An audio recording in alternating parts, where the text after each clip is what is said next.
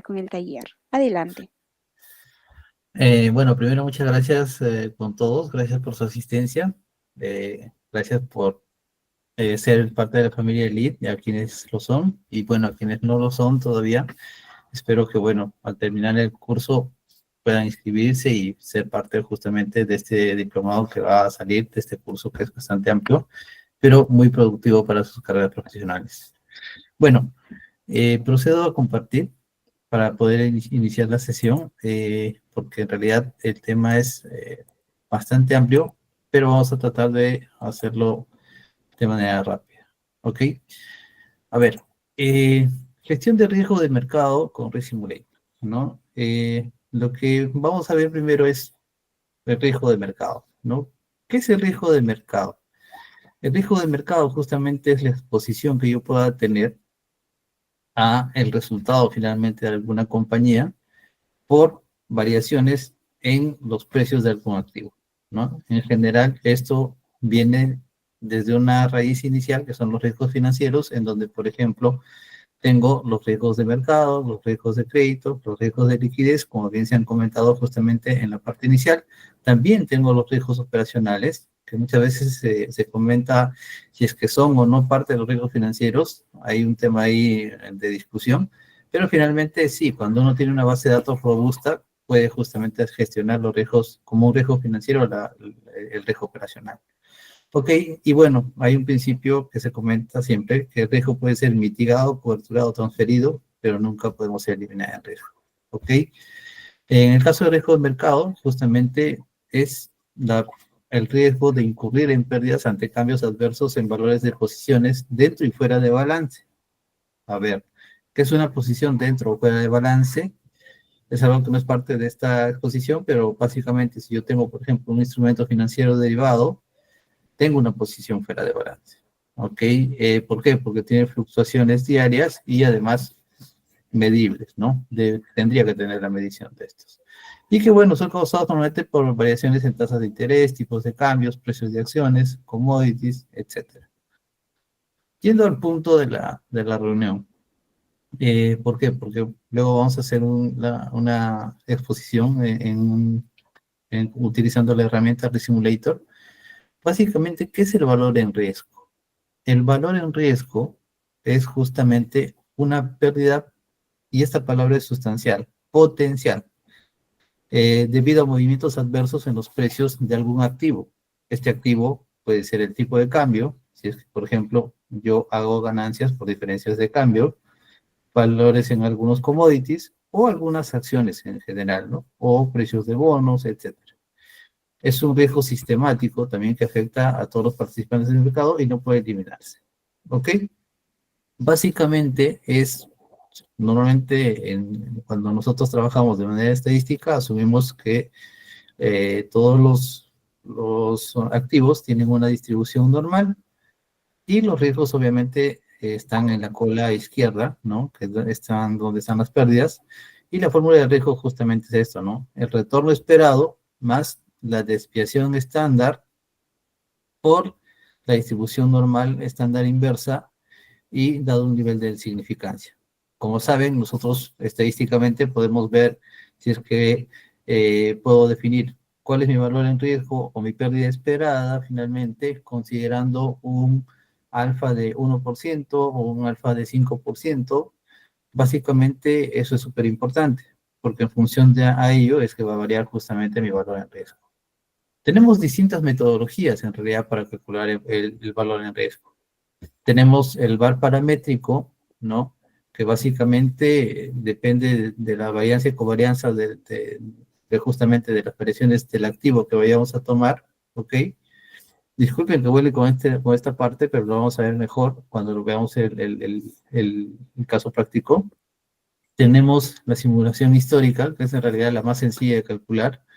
Básicamente se toma toda la historia y se toman los percentiles. Puede ser el percentil 95, es decir, con un 5% de probabilidad de error, y el percentil 99, que es lo que hace un momento les comentaba, ¿no? Teniendo un 1% de probabilidad de error en el cálculo que estoy haciendo. Y el que es motivo de justamente por el cual estamos aquí es Monte Carlo. ¿Qué hace Monte Carlo a diferencia de los demás? Justamente Monte Carlo viene de un casino en donde justamente se hacen simulaciones, ¿no? Yo puedo hacer simulaciones con números aleatorios para que teniendo un mayor nivel de historia, pueda yo ajustar de mejor manera el valor en riesgo. ¿Ok? Eso es en cuanto a la parte teórica. Aquí, bueno, básicamente sí tienen que tener algunos conceptos ya básicos. Y aquí lo vamos a entender mucho mejor. ¿Ok? Por ejemplo, acá tenemos 5 activos. Tenemos Tesla, Meta, Apple, Amazon, Microsoft. Y estos son los valores diarios de cada uno de ellos. ¿Ok? Se han obtenido datos desde el 2023 hasta el 2025, hasta el 8, ah, hasta el 8 de junio. ¿Ok? Y acá tenemos los rendimientos. Los rendimientos pueden calcularse de forma discreta o de forma continua. En este caso están calculados de forma discreta, como la división entre del día 4 de enero sobre el 3 de enero menos 1. Si es que hay una cantidad de información relevante, puedo hacerlo de manera continua y tomo el logaritmo neperiano de justamente los valores, ¿no? Sería el logaritmo natural de esto entre esto. ¿Ok? Ese sería, por ejemplo, este valor de aquí. Esa sería la diferencia. ¿Ok? Pero en este caso estamos asumiendo un rendimiento con el método, la metodología de que sea discreto. ¿Ok?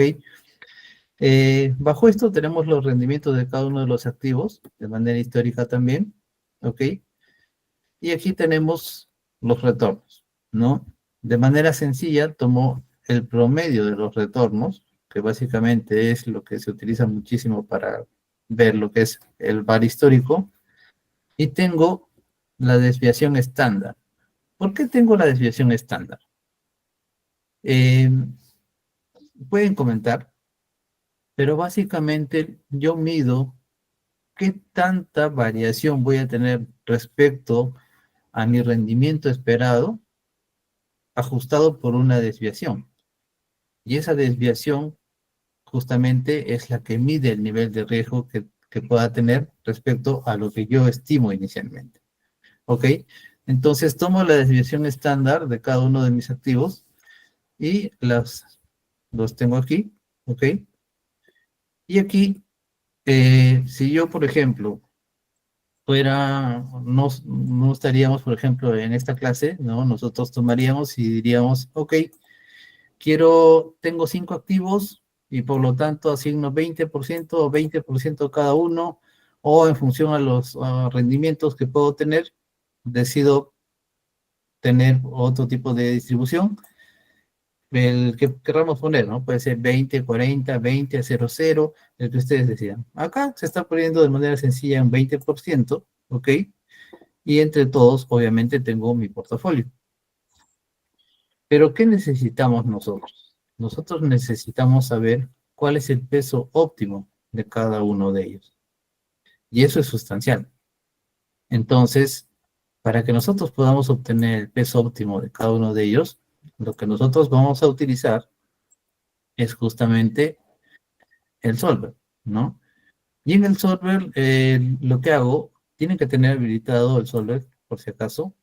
Y en el solver que le estoy pidiendo, que me maximice el valor de Q28. ¿Qué es Q28? Q28 es mi ratio de Sharpe. Nosotros tenemos aquí un ratio que justamente divide el valor esperado del rendimiento de mi portafolio sobre el riesgo del portafolio que está medido por la desviación estándar. Mientras más alto sea ese ratio, es mucho mejor, porque el rendimiento esperado de mi portafolio va a ser mayor. Entonces, yo quiero optimizar siempre en mi ratio de Sharpe. Y este ratio es sustancial que lo maneje. Este concepto es también muy importante y tienen que tenerlo clarísimo. Porque si no optimizo mi ratio Sharpe, no optimizo el rendimiento de mi portafolio. ¿Ok? Entonces, básicamente lo que hago es, me voy al perdón, al Solver, trato o optimizo mi ratio Sharp y le digo, maximízame el ratio Sharp, que es el Q28, cambiando las variables que justamente están aquí, P9 a T9, ¿correcto? Imaginemos que estas variables, yo no he hecho todavía mi gestión en el caso de ratio Sharp y pongo aquí, perdón, al revés del acento.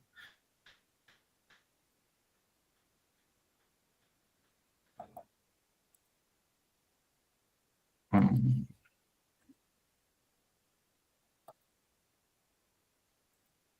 ya,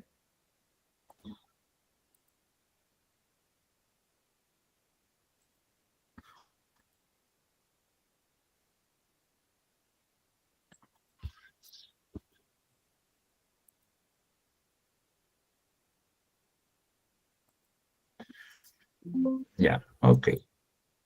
Vamos a regresar a esta parte. Imaginemos que yo tengo los mismos valores, ¿ok? Tengo un 20% para cada uno de los activos y quiero optimizar mi ratio Sharp. Si se han dado cuenta, cuando he hecho eso, el ratio Sharp está en 10.79. Lo que busco es optimizar este valor. Y ahí justamente utilizo el solver. Con el solver yo, ¿qué estoy haciendo? Le estoy diciendo, ¿sabes qué? Requiero que optimices este valor, que me dé su valor máximo, cambiando justamente las variables que están aquí, desde P9 hasta T9. Esas son las celdas que se van a modificar, sujeto a que, obviamente, estos de aquí, estos pesos, tienen que sumar 100%. Entonces, en un 9 pongo la sumatoria de ellos y eso debe ser igual a 1. Y obviamente estos no deben ser negativos, ¿no? No puedo tener un peso negativo en mi portafolio. Entonces le digo, resuélveme esto y el ratio Sharp, como ven, ya cambió. Estos son los pesos óptimos de mi portafolio. Entonces, en mi portafolio debo tener un 7.45 de Tesla, de Meta un 72.2, no le da casi un peso a Apple ni a Amazon, ¿no? Me quedo con Microsoft, Meta y Tesla, bajo la optimización del ratio Sharp, ¿ok? Em, ¿Cómo calculo el VAR paramétrico?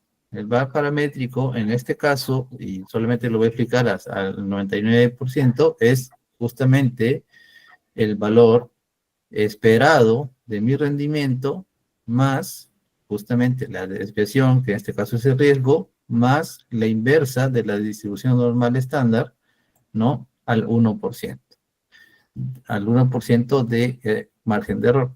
Y eso es 4.64. En el caso del 5% es lo mismo, pero, perdón, pero en vez de 0.01 pongo 5%. El histórico, como les decía, es más sencillo. Básicamente calculo el percentil, ¿no?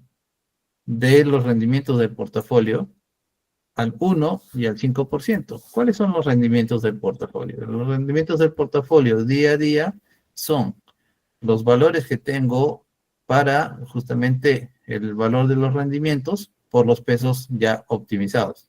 Ya no tengo 20, 20, 20, sino tengo 7.45, 72, etcétera. Y tengo los rendimientos cada uno de los días. ¿Ok? Eh, es sencillo, en realidad solamente le pido dame el percentil de este valor histórico al 1% o dame el percentil al 5%. Es el más sencillo de calcular, pero también es el que menos le acierta. En realidad, hay muchas formas de calcular el valor en riesgo. Puedo utilizar el VAR histórico, el paramétrico, el Monte Carlo. Puedo utilizar un GARCH, un ANIMA, N metodologías. ¿Ok? Acá están las tres que principalmente se utilizan. ¿Qué voy a hacer en el caso del VAR de Monte Carlo? Para eso me voy a ir primero aquí y vamos a copiar lo que ya tenemos aquí. ¿Ok? En el caso de Monte Carlo, tengo los retornos, que básicamente son los mismos, son los promedios. Tengo las desviaciones estándar, que son las que también están aquí, como pueden ver. Y aquí empieza ya un poquito, empezamos a un poco a rayarnos, si se quiere decir así, con la parte estadística, ¿no? Primero tengo una cópula gaussiana, ¿no? Que básicamente son números aleatorios, pero en función a la distribución de cada una de las variables que tengo para cada uno de los activos, ¿ok? Luego tengo la distribución normal inversa, justamente, de estos valores, ¿ok? Y, ¿qué hago? Yo puedo tener, a ver, en este caso, por ejemplo, en el valor, en los valores que yo tengo rendimientos, tengo 650 datos para mis rendimientos, ¿ok? Y en función a los 650 datos, estoy haciendo el forecast de cuál sería mi probabilidad de error para el portafolio. Pero, ¿qué necesito hacer para poder justamente utilizar números aleatorios e incrementar mi tamaño de muestra? Cuando yo incremento mi tamaño de muestra, voy a optimizar el valor justamente en riesgo. Si yo tomo solamente números aleatorios, por ejemplo, aquí estoy tomando números aleatorios para los rendimientos, cada vez que muevo uno, cambia, y también cambian los rendimientos. Obviamente, al cambiar justamente los valores de los rendimientos, cambian cada uno de ellos. ¿Ok? Entonces, ¿qué debe de pasar cuando yo genero números aleatorios? Tiene que pasar que yo tenga estos números alineados a la matriz de correlación. Porque si yo tengo un portafolio activos que están muy correlacionados entre sí, imaginemos la correlación, como sabemos, va de -1 a 1, ¿correcto? Entonces, si yo tengo una correlación perfecta positiva, la cual nunca se da, salvo que aquí alguien haya encontrado algún activo, pero es muy difícil que se dé, ¿no?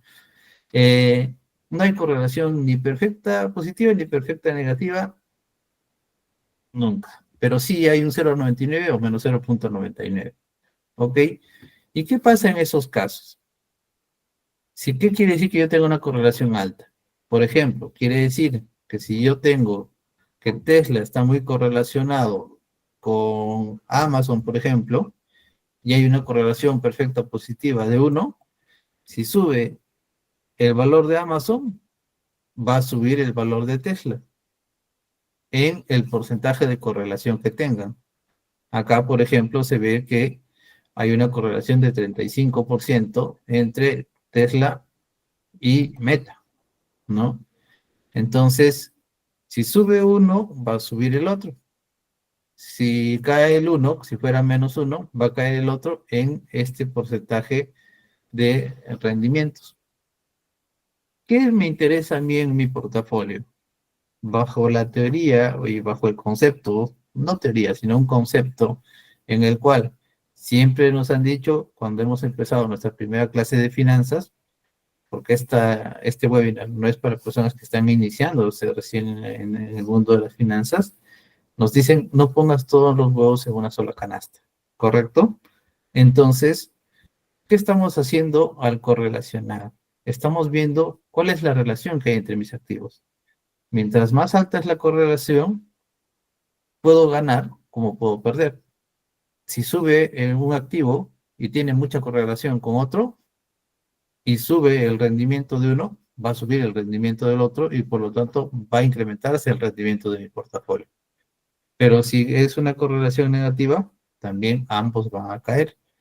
Entonces trato de evitar una correlación muy alta para que justamente mis activos traten de no estar correlacionados.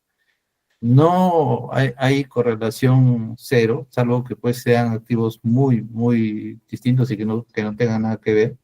Pero en macroeconomía, los activos por lo general están bastante correlacionados. ¿Ok? Entonces, con la matriz de Cholesky, ¿qué hago? Básicamente, lo que hago es que si estoy generando números aleatorios, puedo solucionar esta generación de números aleatorios y que además no se pierda que la correlación de los activos sea la misma. Me ayuda a que esos números aleatorios no pierdan ese nivel de relación entre los activos. Aquí tenemos una macro, por ejemplo, en donde tengo 5.000 simulaciones y yo puedo obtener justamente los rendimientos considerando 5.000 simulaciones utilizando la matriz de Cholesky. ¿Correcto? Que corra un momento y aquí estoy con 5.000 iteraciones. Si recuerdan, teníamos 650 datos históricos. Ahora estoy generando 5.000 datos históricos y esos 5.000 datos históricos están haciendo que los activos no pierdan el nivel de correlación que tenían inicialmente. Eso es sustancial. Y el detalle de esto lo vamos a ver justamente ya en el curso, ¿ok? Porque sí es muy interesante revisar esto. Y el rendimiento esperado de mi portafolio va a ser 3.09 con 5.000 simulaciones, ¿no? En este caso tengo 5.000 simulaciones. Y estoy tomando esto justamente en esta macro. ¿Ok? Con esto ya tengo un valor para justamente calcular el rendimiento bajo la metodología Monte Carlo. Y básicamente es el percentil de esta matriz. Esta matriz ya está ajustada por la matriz de Cholesky, en donde estoy evitando perder la correlación inicial que tengo entre mis activos. Entonces, eso es sustancial. Con ello, ¿qué está pasando? Que yo tengo que al 99% el valor en riesgo bajo la metodología Monte Carlo es 4.84 y al 95%, es decir, con un 5% de error, es de 3.21. Hasta ahí es lo que normalmente todos trabajan y todos calculan y todos hacen un seguimiento diario de cuál es mi valor en riesgo de cada uno de los activos y del portafolio como tal. Este es el valor en riesgo del portafolio, porque finalmente a mí me interesa el portafolio que tengo. Pero también es el valor en riesgo y el seguimiento de los activos. ¿Por qué? Porque así decido en qué momento retirar algún activo. O si hay activos muy correlacionados, puedo decidir qué activo retirar o tal vez retiro los dos activos, finalmente, dependiendo de los rendimientos que pueda tener y los rendimientos esperados que vaya a tener, porque todos los días yo hago el forecast de cuánto va a ser el rendimiento de mi portafolio y de mis activos para el día siguiente. Así como hago un forecast para mi portafolio, tengo el forecast de los activos y sus rendimientos. Por eso es que aquí yo tengo que el rendimiento del portafolio es la suma producto de los pesos óptimos, que recordemos, aquí optimizamos los pesos óptimos utilizando el solver, ¿ok? Y estos son los pesos que yo tendría, o perdón, los rendimientos que yo tendría justamente para mi portafolio.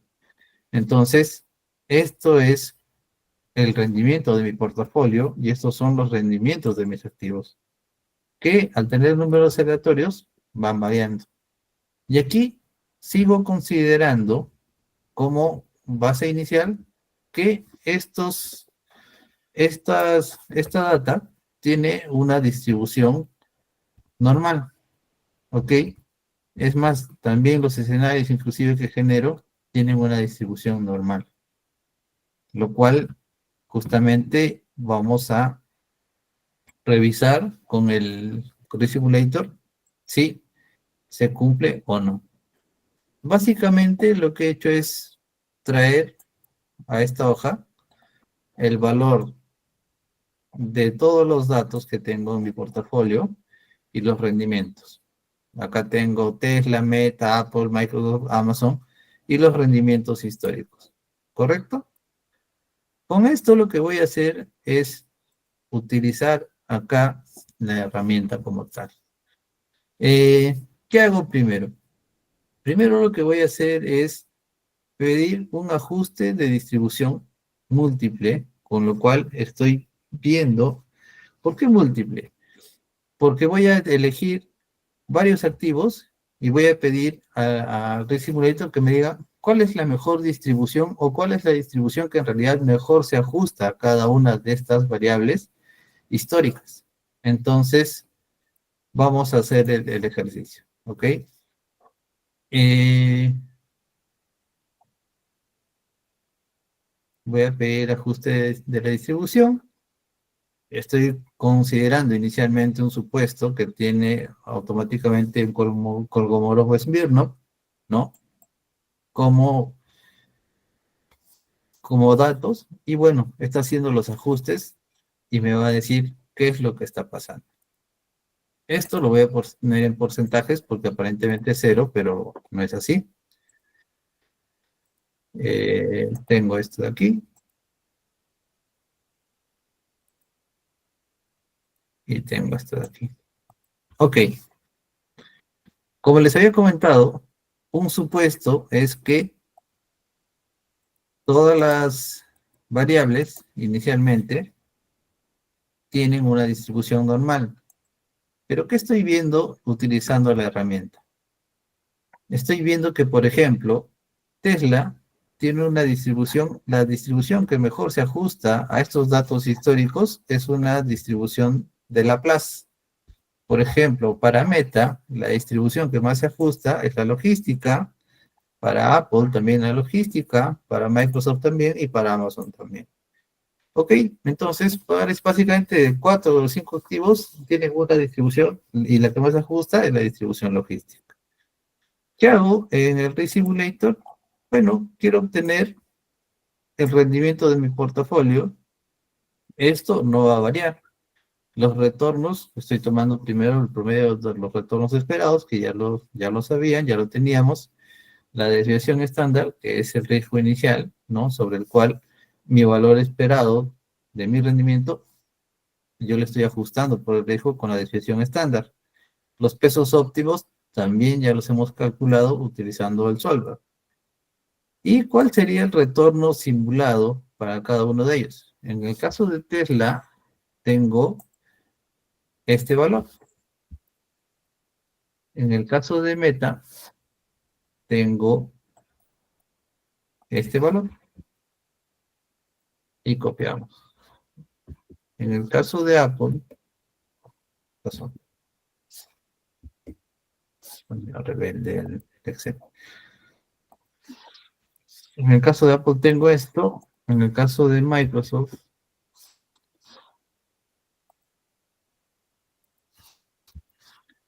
tengo esto. Y en el caso de Amazon, tengo estos valores. ¿Qué ha hecho el sistema hasta ahorita? ¿Qué ha hecho el Rig Simulator?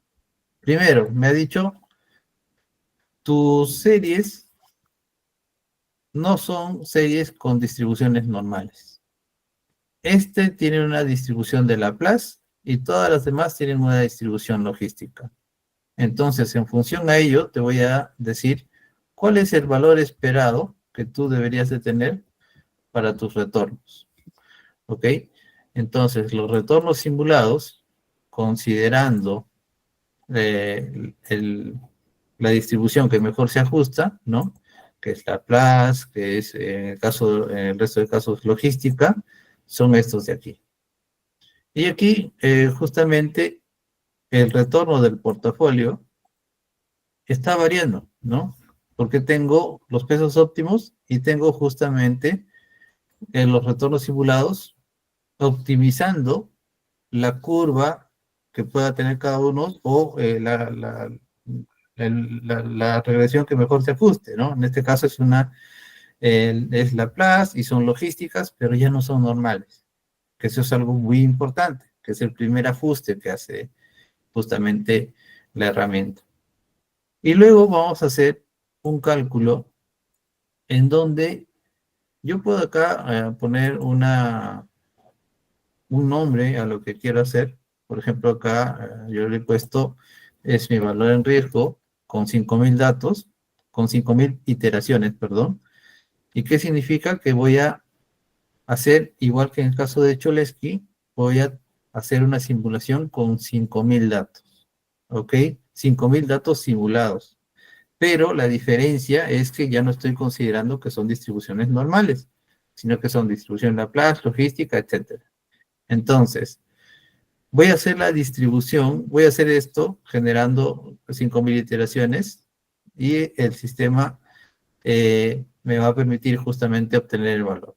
A ver, bueno, vamos a darle a correr y va a empezar a ejecutar en función al número de iteraciones, ¿no? Acá, por ejemplo, ya generó casi 200 casos de los 5.000 y poco a poco se va a ir generando el valor que más se ajuste justamente a, eh, al riesgo que yo pueda tener y al valor esperado, perdón, que yo pueda tener, considerando ya las distribuciones que mejor se ajustan a cada una de las variables, lo cual optimiza justamente también el retorno del portafolio. Y eso es sumamente importante. ¿Ok? Eh, bueno, todavía no llega a 1.000, pero básicamente esos son los valores que vamos a obtener. A ver, vamos a ver. Bueno, esto demora un poquito. A veces hay personas que hacen esto con 1.000 iteraciones. En este caso estamos haciéndolo con 5.000, porque también hemos hecho con 5.000 en el caso de Cholesky. ¿Por qué? Porque si recuerdan teníamos 650 datos históricos. Si yo hago una simulación con 1.000 casos, no le estoy generando mucho valor realmente a mi data.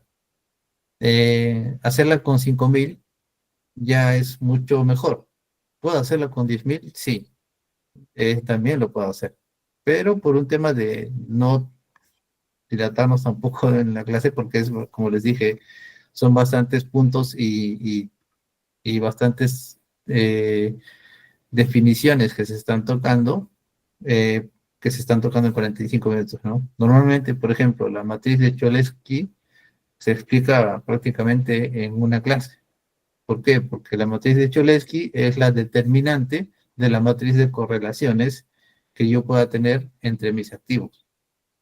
Y eso es importante, ¿no? Entonces, la matriz de Cholesky al cuadrado me da la matriz de correlaciones de mis portafolios. A ver, ya está en casi 2.000. Hasta ahí no sé si alguien pueda tener alguna pregunta. Pueden ir anotando las preguntas que tengan hasta ahora para en cuanto termine y en cuanto sepamos cuáles son los valores, poder resolver sus dudas. ¿Ok?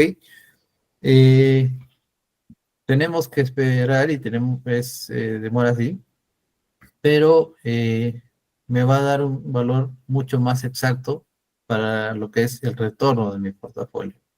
Hay portafolios en donde yo puedo tener 20, 30 activos, 40, 50 activos y justamente siempre tengo que tratar de tener más data histórica simulada, ajustando las correlaciones con Cholesky y finalmente el plus de la herramienta es que ya no asume una distribución normal, ¿no? Te da la distribución de cada una de ellas, en resumidas cuentas, y sobre esto estamos haciendo la simulación de cuál sería el mejor valor o el valor esperado para cada uno de ellos, considerando las 5.000 iteraciones.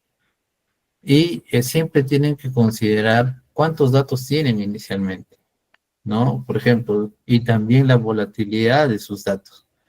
En un escenario de crisis, por ejemplo, si alguien recuerda la crisis del 2008, todos los días los activos variaban de manera muy significativa y el valor en riesgo perdió validez en esa etapa. En etapas de crisis es muy complicado. ¿Por qué? Porque los datos históricos no guardan mucha correlación con los datos más recientes. Entonces, se hace complicado tomar una decisión considerando también la metodología, sea Monte Carlo, sea histórico, paramétrico, etcétera. Hay otras metodologías, como les dije, puedo utilizar un AR, un MAN, un ARIMA, un GARCH, etcétera, y sobre ello es que se toma una decisión finalmente a nivel de portafolio. También lo podemos hacer, se puede hacer sin ningún problema, pero eso es lo que sucede en una etapa de crisis, ¿ok? Aquí ya está terminando y lo que vamos a obtener es el rendimiento con 5.000 iteraciones bajo las distribuciones de cada una de cada uno de los activos de este portafolio. Ok, bueno, ya va a terminar. Pongan sus consultas, por favor, porque bueno, es importante poder absorber las consultas que puedan tener. Y como les digo, en el curso ya vamos a revisar a detalle cada uno de estos puntos. ¿Por qué? Porque desde la definición de mercados financieros, mercados bursátiles, hay mucho por ver. Entonces es un tema sumamente importante y que nos aporta mucho valor como profesionales. Por lo cual, sí les digo que les va a generar mucho valor llevar este curso. ¿Ok? Ya acabó la simulación y básicamente lo que hago es ir aquí. Sigue siendo un bar de Monte Carlo, solamente que he hecho un ajuste a cada uno de mis activos y tomando su distribución exacta, yo puedo decir, a ver, al 1%, ¿cuál es el valor de mis pérdidas esperadas? Ah, perdón. Como yo quiero saber cuáles son las pérdidas esperadas, tomo la cola izquierda, como se había visto en la lámina. Si recuerdan, la definición inicial del valor de riesgo es justamente cuál es la pérdida que va a tener. Por lo tanto, tomo la cola izquierda de la distribución. Entonces aquí justamente tomo la cola izquierda de la distribución y, por ejemplo, primero quiero ver al 1%, ¿cuánto sería este valor? ¿Ok? Y este valor finalmente es el valor que va a ir aquí. Ah, no se va mucho tema. Listo. Menos 4,08 y al 5% tengo este valor de aquí. Este es el bar Monte Carlo que hemos empleado generando la matriz de Cholesky y este es el bar utilizando el Risk Simulator. Hay una variación que parece poco significativa, pero que es sustancial. ¿Por qué? Porque si yo ajusto cada una de las distribuciones de cada uno de mis activos, el rendimiento del portafolio, por ejemplo, en este caso, que sería negativo, mi rendimiento esperado, ya no es tan alto como si yo solamente utilizara números aleatorios, sin ajustar las distribuciones de cada uno de ellos. Entonces, es esto muy importante. ¿Por qué? Porque si yo tengo 1.000 millones de activos invertidos en estos 5 activos, el 0,8 o el 0,76, que es la diferencia de esto menos esto, ese 0,76 es mucho dinero, ¿no? Entonces, parece poco significativo, pero depende de cuánto tengo invertido. Si tengo una cantidad de dinero sustancial, ese 0,76 representa mucho dinero. ¿Ok? Y es así como obtenemos el VAR de Monte Carlo utilizando la herramienta de Risk Simulator. Hay definiciones que no las he tocado con nivel de detalle, porque si no, no hubiese podido acabar en tiempo. Son las 8 exactamente, y hasta aquí es justamente la explicación de lo que es el ratio Sharpe. Ratio Sharpe, perdón, y lo que es la definición del valor esperado en Monte Carlo, sin utilizar y utilizando Risk Simulator. ¿Ok? Eso sería en cuanto a la exposición.